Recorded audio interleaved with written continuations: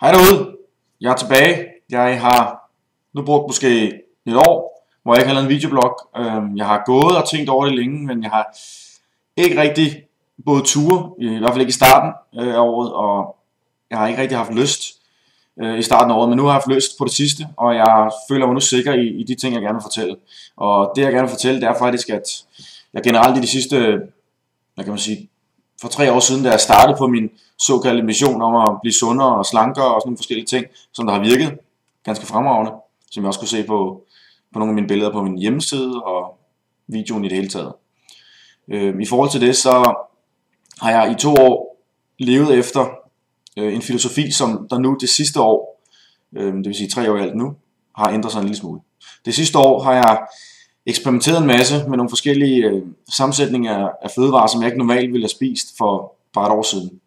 Jeg var selv meget i konflikt med mig selv, jeg var selv meget sky over, og kan man sige, var meget uenig i de ting, jeg så i starten, da jeg begyndte at kigge på de mennesker, som heldigvis anbefalede noget, som der til dels lignede mig det, som jeg før havde beskæftiget mig med og troede på, men der var faktisk bygget noget, kan man sige, ovenpå, som jeg ikke rigtig følte gav mening, og som der chokerede mig en del, at de kunne finde på at komme med sådan nogle radikale, hvad kan man sige, sundhedsråd. Generelt føler jeg hele tiden skilt mig meget ud fra de normale sundhedsråd og kostpyramiden og sådan nogle forskellige ting, hvor jeg mener, at nogle af de største synder i vores tid, det er, at pyramiden er bygget op på den måde, at vi skal spise flest grøntsager, brød, pasta og alle sådan nogle forskellige ting.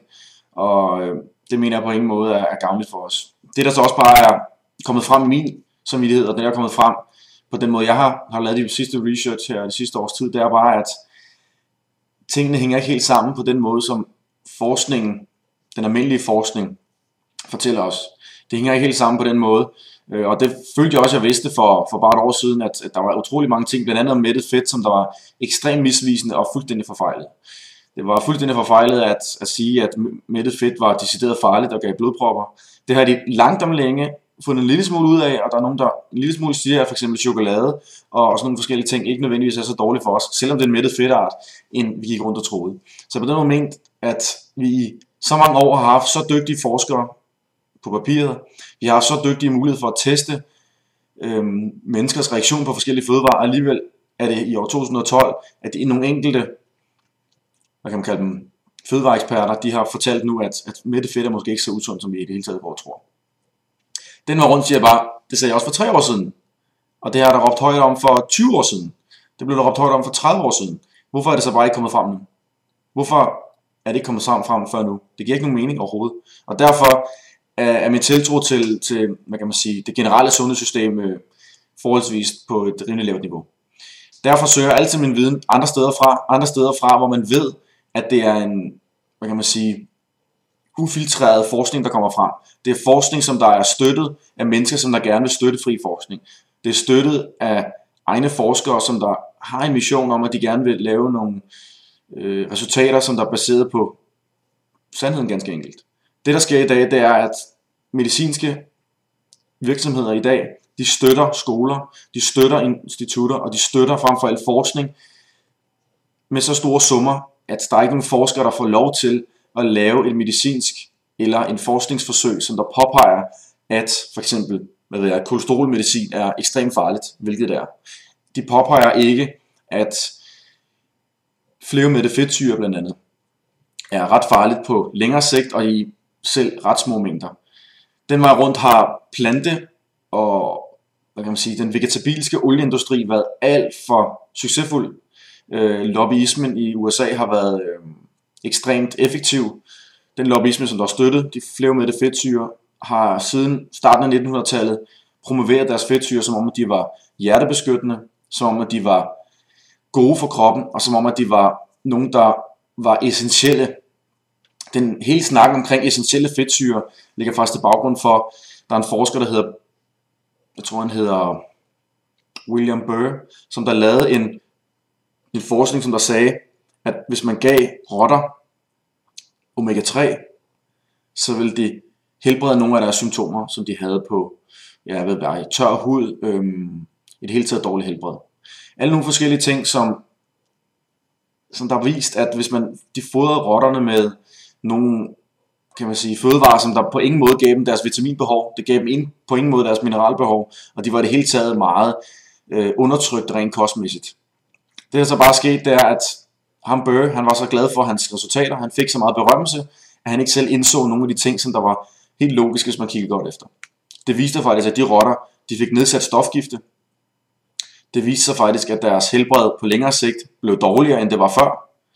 Og det viste sig faktisk, at selv med en tilskud af B6-vitamin fjernede fuldstændig de symptomer, som de mente, at omega-3 essentielle fedtsyre gjorde.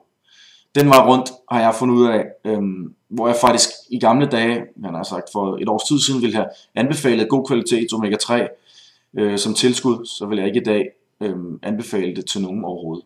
Det har på, kan man sige, det eneste der kan være godt ved omega-3, det er, at det så hurtigt bliver, det er så ustabilt en fedtsyre, at det måske, hvis du er heldig og har godt fungerende krop, så bliver det forbrændt hurtigere, end det bliver optaget.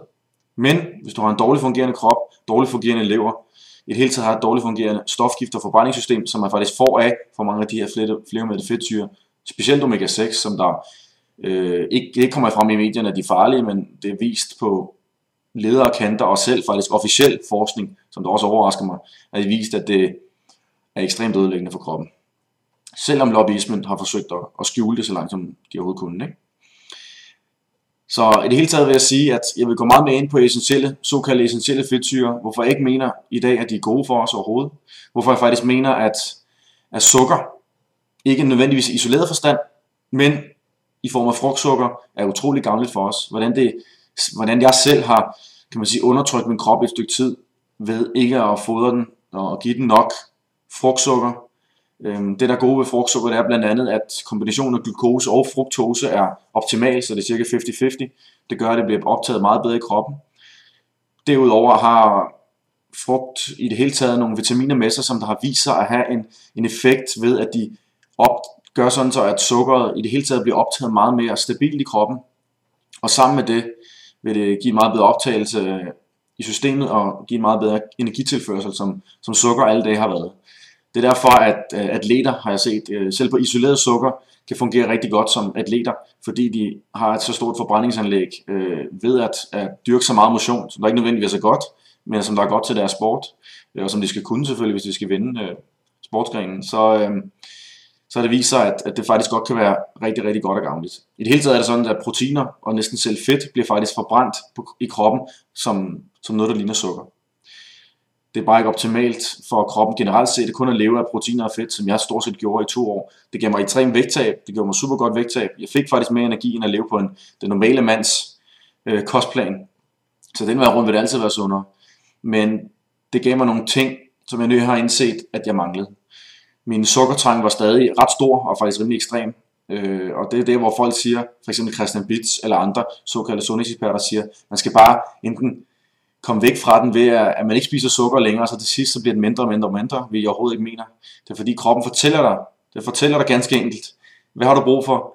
Du har brug for energi i form af sukker, blandt andet, og det er der, hvor folk de tyr så til de nemme sukkervarer, som hurtige kulhydrater, som kan være pasta, chips, men det kan også være slik og alle andre former for, kan man sige, isolerede sukkerarter. Og det selvfølgelig er ikke noget, som jeg nogensinde vil anbefale, og det er også noget, som der indeholder så mange e-numre, at man stort set ikke kan læse ingredienslisten op, uden at det tager en 3-4 timer. Den vej rundt har jeg tænkt at fortælle, hvordan jeg vil fortælle mine blogs generelt, hvordan jeg vil komme ud med mine budskaber, som jeg har fundet, og som jeg mener helt klart er ekstremt vigtige for os at vide.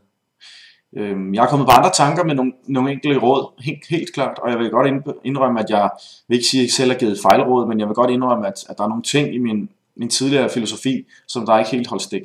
Det bare handler om, det er at få tingene i balance. Alle ting skal være generelt i balance. Proteiner skal være i balance, fedt skal være i balance, og sukkerindtaget i form af frugt, og nogle kulhydrater i form af grøntsager, skal også være i balance.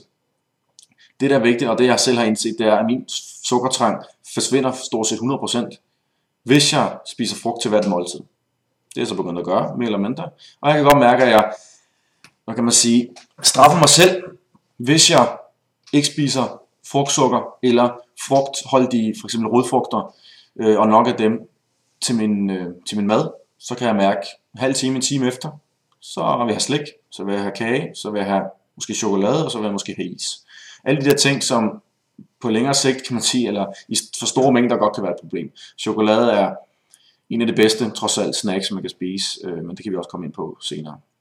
Jeg vil fortælle mere om stofskiftet, og i hele taget vores forbrænding, og det kommer helt an på, hvad for en krop du har, i forhold til hvilket forbrændingssystem du har. Hvis du er ældre, vil du sandsynligvis have et dårligere forbrændingssystem, fordi at kroppen har, kan man sige, loadet sig så meget med, blandt andet flermættede fedtsyrer, og blandt andet for lidt af det rigtige sukker, og for lidt af de rigtige proteiner, til at cellernes, kan man sige, iltoptag, og cellernes forbrænding i det hele taget, og reproduktion, den er for mindsket. Det giver rigtig mange problemer for folk, og det er derfor, jeg i dag kan godt se, at jeg har faktisk medlidenhed med mange ret overvægtige mennesker, som jeg faktisk tror på, der holder strenge slankekurer, hvor de stort set ikke spiser kalorier eller mad, og alligevel taber de sig ikke. Det er fordi kroppen er i sådan en stresset stadie, at den holder på alt, hvad den får, og selv lidt energi kan være nok til, at man stadig tager på. Det har vist, at damer, især damer, fordi de generelt godt kan få en stor hormonubalance, som der kan være med til at ødelægge de stofgifte. Noget jeg også vil fortælle om i en senere blog, jeg laver. Og den vej rundt, så vil det være et stort problem for folk, der har de store hormonelle ubalancer, og som der har stofskifteproblemer i det hele taget, og selv indtage 1000 kalorier, 1500 kalorier om dagen og få et problem. Der er det faktisk bedre, at man indtager flere kalorier, så kroppen hele tiden, men ikke i store portioner ad gangen, men hele tiden for at vide, at den godt kan få det rigtige ind gradvist i løbet af dagen, og dermed begynder kroppen mere at være, kan man sige, tryg med at forbrænde det, den får ind. Og det er en proces, som der tager længere tid. Det er ikke nogen hokus pokus proces, og den vej rundt vil det være meget mere optimalt, at man for eksempel spiser 5 eller 6 måltider. Jeg spiser nogle gange 8 måltider i løbet af en dag, bare i mindre former, og ikke bare spise til de lokale, man kan sige, traditionelle 3 måltider, hvor der måske går 4-5 timer, måske endda 6-7 timer mellem, at man spiser frokost til man spiser aftensmad. Der vil kroppen begynde at aktivere en masse stresshormoner, som gør, at den kunstigt holder dit blodsukker oppe, og det vil på længere sigt være et stort problem for kroppen. Det vil gøre, at den konstant har cirkulerende stresshormoner i kroppen, fordi den tænker, at du er i krise, du har ikke nok energi, så den må opregulere dit blodsukker ved at blandt andet tage af din egen muskelvæv, tage af dit proteinvæv og tage af dit generelle bindevæv, for at lave det om til sukker. Og det er en meget besværlig proces og en meget stressende proces, og det er noget, som kroppen ikke generelt ikke holder af. Det jeg vil sige generelt, det er, at jeg er tilbage. Der vil komme meget mere åbne ting for mig i fremtiden. Jeg vil lægge 100% klar, hvad det er, jeg tænker, og hvad det er, jeg føler, og hvorfor jeg føler de ting, jeg føler i forhold til kost i dag. Jeg vil tage et emne ad gangen generelt. Nu har jeg været lidt løst omkring nogle forskellige ting. Jeg vil gå mere i dybden med blandt andet, hvorfor jeg synes sukker, blandt andet for frugtsukker, specielt for frugtsukker, og specielt for friskpresset appelsinjuice, hvorfor det er så gavnligt for os, og hvorfor de rigtige proteiner, blandt andet for hvid fisk, ikke nødvendigvis for laks, det kommer jeg også ind på, og fra skaldyr, fra lever, og fra for eksempel at koge sin egen fong på knogler, okseknogler, hvorfor det kan give mange ekstremt nyttige proteiner i kroppen, som der vil med til at opbygge dig og give dig en bedre sundhed. Så jeg håber, at du vil kigge med, og jeg håber, at det vil være tid til, at Stjernesund igen vågner op, kommer til live og fortæller dig præcis, hvad der hænger op og ned i sundhedsindustrien i dag. Vi ses. Hyg dig.